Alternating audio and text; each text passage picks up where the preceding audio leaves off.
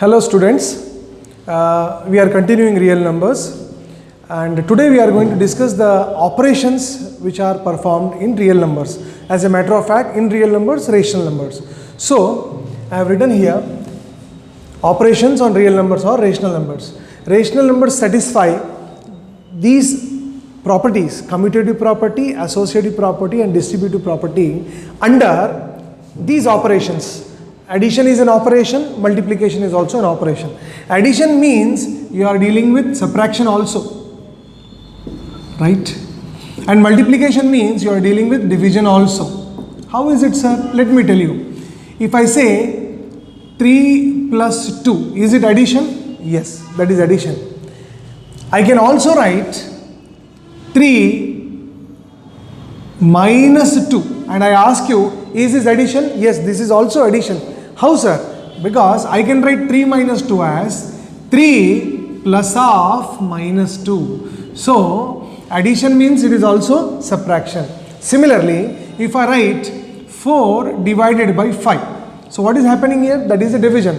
And I also say division is also nothing but what? Multiplication. Why? Because 4 by 5 can be written as 4 into 1 by 5. This is a number and this is a number. What operation you are performing? Multiplication. So, in short, if I say addition, subtraction is covered. If I say multiplication, division is covered. What is important is, it satisfies, rational numbers satisfy commutative property, associative property and distributive property under addition as well as multiplication. Now, let me tell you, what is this commutative property? Commutative property is nothing but, let us say I write a plus b. Whatever value I get, that value will be also equal to b plus a. So, this is called as commutative property under addition. Similarly, a into b, whatever value I get, that will be equal to b into a. So, this is called commutative property under multiplication. So, I say this is commutative, C-O-M-M-U-T-A-T-I-V-E, commutative axiom or commutative property. What is this associative property? I can write a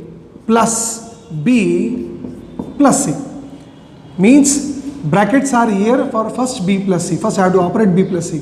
Now that value will be equal to a plus b plus c. So this is called as associative property under addition. The same thing, a into bc is equal to ab into c. You have to read it very carefully. Don't read as abc and abc. You should read this as a into bc is equal to ab into c. So this is called as what? This is called as associative property. This is called as associative property or axiom under addition and under multiplication. Similarly, what is this distributive? Now, distributive property you need to take the help of both addition and multiplication. Like a into b plus c is equal to ab plus ac. This is called as left distributive. And if I write a plus b into c is equal to ac plus bc, this is called as what? Right distributive. Both of them are not equal. So this is distributive property. So as you can see that rational numbers satisfy all the four fundamental operations: addition, subtraction, multiplication and division, and they all satisfy commutative property, associative property and distributive property. This is what is information which I wanted to give, because while dealing some problems in the future exercise, I may use these words and this terminology and you should not get perplexed or confused. So for that information I have given you this chart. Also, I am written here some important properties related to square roots. Now, remember, these properties are applicable only when a and b are non-zero positive numbers. Now, these properties satisfy only when they are non-zero positive numbers. I cannot write minus root a into root b is equal to root of minus ab. No, this is absolutely wrong. This is not possible. This is possible only when they are non-zero and positive integers. So, root of ab is equal to root a into root b. Root a plus root b into root a minus root b is nothing but a minus b. It is just like a plus b into a minus b is a square minus b square. Square root and square and root will go, you will get like this. Similarly, root of a by b is equal to root a by root b. And remember, this is very, very important. It will be helpful for you to find the square root of a surd. Now, what is a surd? I will come next to it. A plus b plus or minus 2 root ab is equal to root a plus or minus root b. I have put plus or minus because if plus is there, this plus will follow. If minus is there, this minus will follow. So this is the concept related to the next exercise which I am going to continue. Apart from that, I wanted to give you few more formulae called as laws of indices, right? I want to recall few of the laws of exponents as a matter of fact, and I want you to note it down because that will also be used more frequently while dealing problems. Now what are those basic or fundamental laws? I will write law of exponents. Law of exponents, right? Now what is that? A power m into a power n is equal to a power m plus n. A power m whole power n is equal to a power mn. A power minus m can also be written as a power m. A power m into b power m is equal to ab whole power m. See, when the bases are equal and sign is multiplication, you add powers. Here the powers are equal and sign is multiplication, you club them into one bracket. So these are the things which a student has to remember. Apart from that, if I write if a power m is equal to a power n, bases are equal, equate powers, I will write then m is equal to n. So this is also used more frequently. This is also called as what? Law of exponents. And root nth root of a is equal to a power 1 by n. This is called as radical form. This form is called as what? Radical form, and this form is called as what? Exponential form. Exponential form. Are you able to follow? Radical form or exponential form. So I am sure you are aware of all these formulae. We will try to do few problems so that you understand this law of exponents. Alright.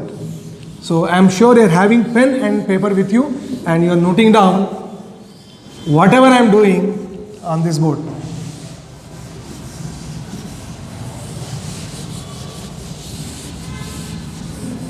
And one more formula is also there. I forgot to tell you. If a power m is equal to b power n, then a is equal to b power n by m, right? This is also most frequently used. So when you are noting it down, make sure that you note down this formula also.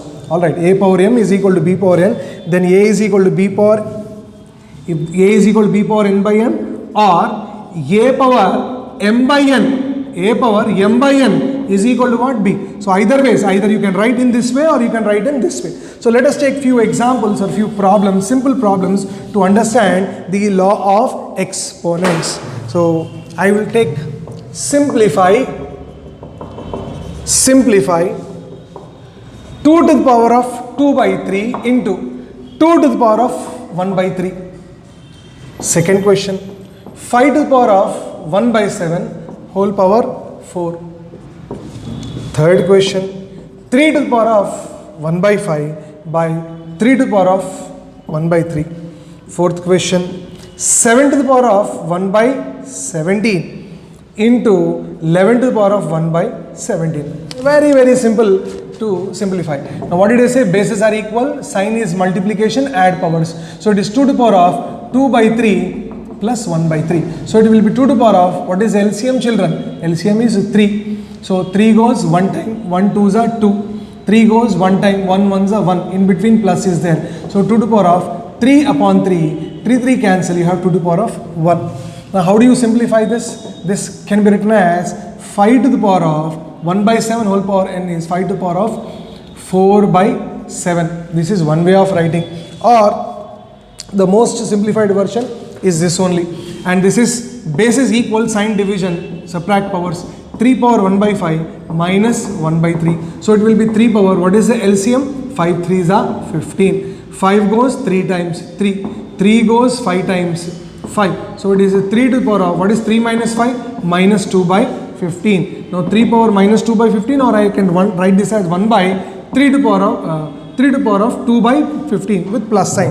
Now how do you simplify this? Powers are equal, you can see. So I can write this as 7 into 11 whole power 1 by 17. 7 into 11 whole power 1 by 17 is 11 sevens are 77 whole power 1 by 17. So children, like this with the formula you are given, you can simplify these things in a very easier fashion. Now in the next class, we will try to see what a surd is and we'll try to do few numericals based on these surds. And I will give you the concept of rationalizing factors. Okay, so thank you, take care and bye-bye.